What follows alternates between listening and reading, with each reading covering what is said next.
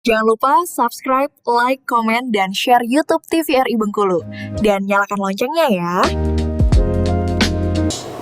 Baiklah pemirsa, terima kasih Anda masih bersama kami di Dokter Kito Besamo Kito Sehat. Kita lanjutkan perbincangan kita terkait dengan bagaimana sih sebenarnya untuk mengobati GERD atau asam lambung yang mungkin sudah parah. Langsung aja kepada Dokter Wenti, langsung dilanjutkan dokter.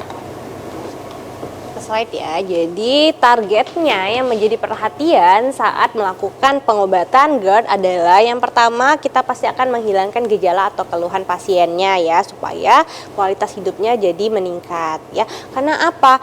Karena keluhannya akan sangat bervariatif ya. Yang paling parah tadi ya dok ya, tidak bisa menelan, tidak bisa mengkonsumsi makanan karena tadi di esofagusnya sudah terjadi perlukaan, bahkan di bagian sphincternya tadi sudah sangat longgar, akhirnya makanannya masuk keluar langsung, otomatis dia tidak akan bisa bekerja ya, pusing, mual, muntah. Nah, sangat bervariatif. Jadi kita harus menghilangkan gejala atau keluhannya. Yang kemudian menyembuhkan lesi esofagusnya atau perlukaannya tadi, lalu mencegah terjadinya kekambuhan dan memperbaiki kualitas hidup serta mencegah timbulnya komplikasi. Jadi sangat runtut sebenarnya. Makanya tadi kalau beli di luar obat-obatannya mungkin akan sembuh sebentar, tapi efek selanjutnya kan tidak akan teratasi ya. Jadi akan lebih bagus untuk dikonsultasikan.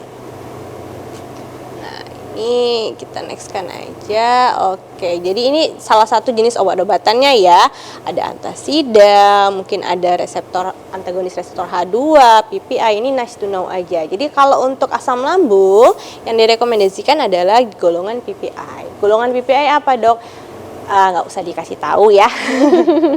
Nanti dibeli bebas ya. Jadi karena sebenarnya obat-obatan untuk lambung ini banyak diperjualbelikan bebas. Kan lebih baik kalau dosisnya tadi kan harus dilakukan pengawasan ya. Kita kasih terapinya 1-2 minggu dan dievaluasi lagi, diteruskan sampai 1 bulan ya. Oke, ini modifikasi berat badan berlebih tadi, karena obesitas atau overweight adalah salah satu faktor resiko terjadinya kenaikan asam lambung atau GERD. Kemudian tadi meninggikan kepala lebih kurang 15-20 cm pada saat tidur atau 45 derajat ya. Jadi kalaupun tidur yang lagi kena GERD, kalau lagi tidur udah makan nih, misalnya udah 1 jam, tidurnya juga nggak boleh terlalu rendah, posisi bantalnya harus lebih tinggi. Jadi mencegah terjadinya refleks, karena apa? Sphincternya tadi kan sudah tidak ketat lagi ya, sudah tidak cengkram lagi ya. Jadi takutnya akan ada refleks. Jadi akan lebih baik mengantisipasi dengan posisi bantal yang jauh lebih tinggi. Menghentikan merokok dan minum alkohol. Mau penyakit apa aja sih sebenarnya rokok dan alkohol itu memang tidak baik ya. Kemudian mengurangi makanan dan obat-obatan yang merangsang asam lambung. Obat-obatan apa?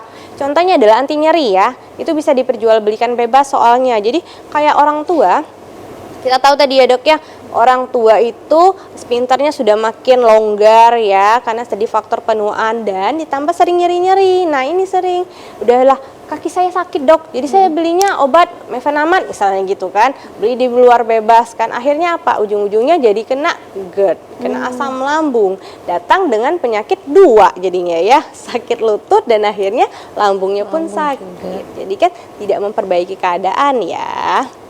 Kemudian makan tidak boleh terlalu kenyang dan makan malam paling lambat 3 jam sebelum tidur.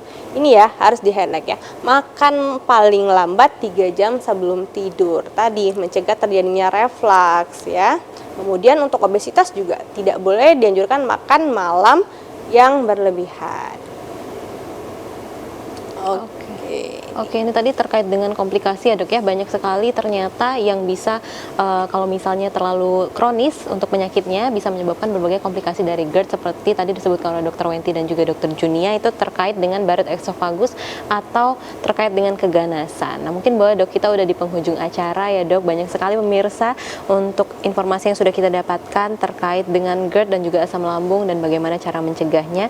Boleh dari dokter Junia terlebih dahulu pesan singkat untuk pemirsa di rumah dokter. Oke, pemirsa di rumah, hari ini materinya sudah lumayan panjang. Saya mengingatkan kembali untuk masyarakat di rumah yang sedang ada radang ataupun nyeri sendi atau penyakit nyeri lain, hati-hati dalam penggunaan obatnya.